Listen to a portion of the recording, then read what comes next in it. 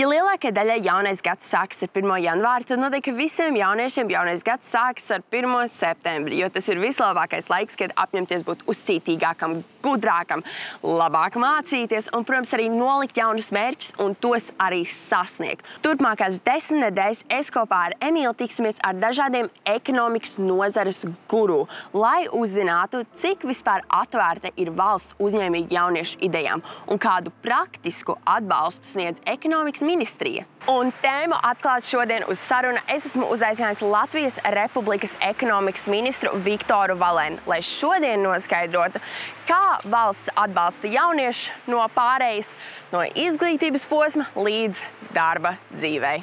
Labdien, ministra kungs! Labdien! Es tūlīt uzsāku savas mācības vidusskolā, taču mans ekonomiskais pienesums bija tas, ka es šovasar strādāju darbā, pirmoreiz savā mūžā. Bet ir arī daudz tādi jaunieši, kas uzreiz pēc obligātās izglītības iegūšanas dodas, katrs savu apsvērumu dēļ, strādāt pa taisno. Vai un kādi pasākumi tiek veikti, lai veicinātu jauniešu integrāciju darba tirgū?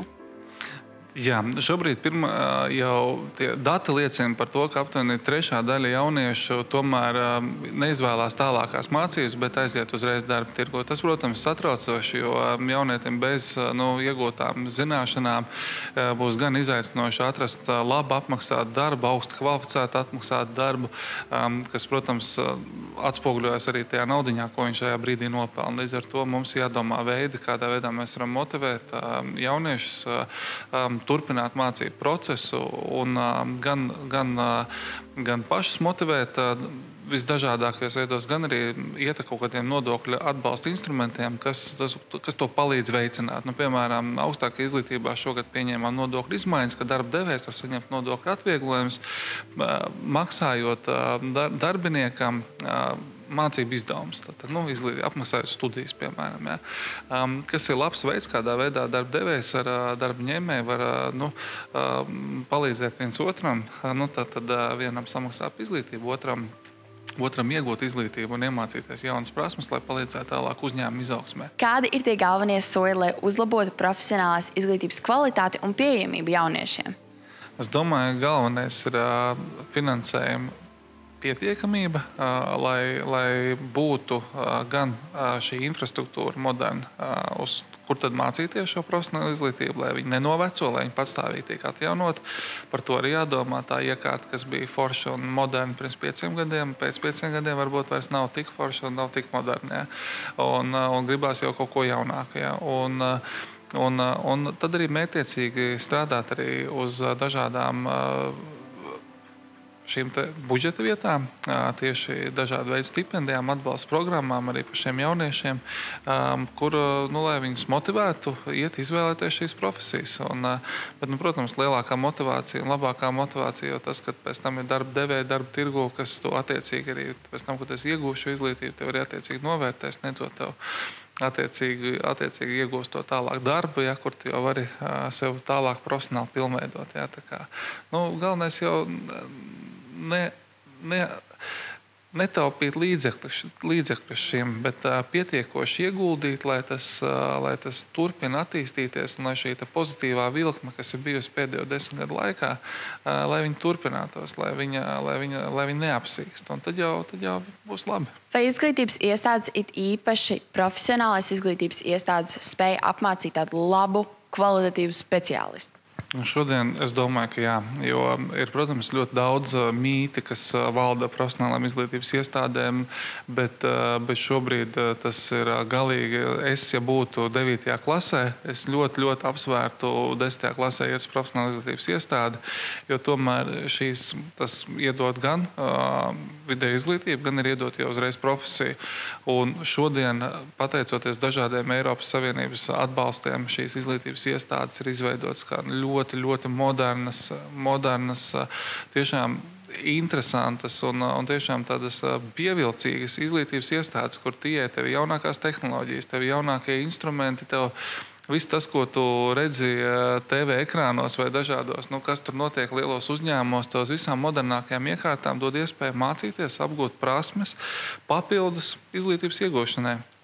Tāpēc mēs arī virzamies to, lai cilvēki vairāk jaunieši izvēlētos tieši profesionālo, kas iedod tev tūlītējas prasmes uzreiz pēc vidusskolas beigšanas. Jaunieši tagad ir ļoti interesēti tieši uzņēmējdarbībā, investīcijās un tādās lietās. Vai ir arī iespēja saņemt kaut kādu atbalstu no jums, kā piemēram inkubātori vai starta kapitāls vai kaut kas tam līdzīgs? Ir. Mums ir arī pirmie miljonāri, jā, tā kā, tas, kas ir izauguši no mācību uzņēmumiem, jā, ir tādi, un aicinu ikvienu iesaistīties Junior Achievement programmās, kas ir ļoti, ļoti populārs. Tūkstošiem jauniešu uzņēmumu iesaistās, ir dažādi ideja kausa konkursi.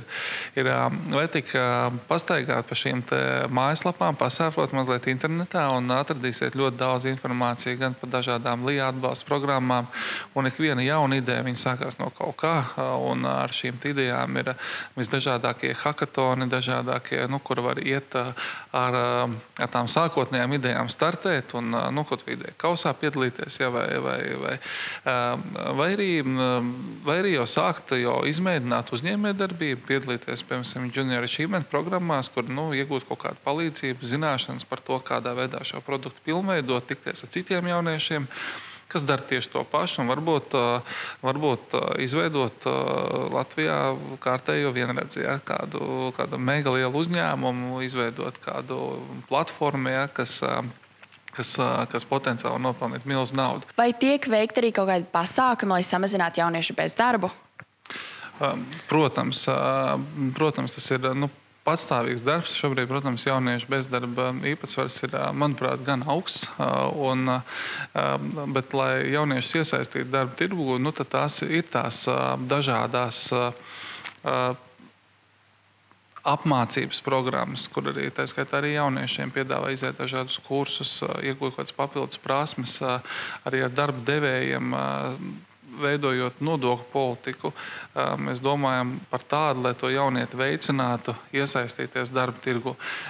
Bet, protams, arī pašam jaunietim jāgrib arī doties šajā darba vidē un strādāt.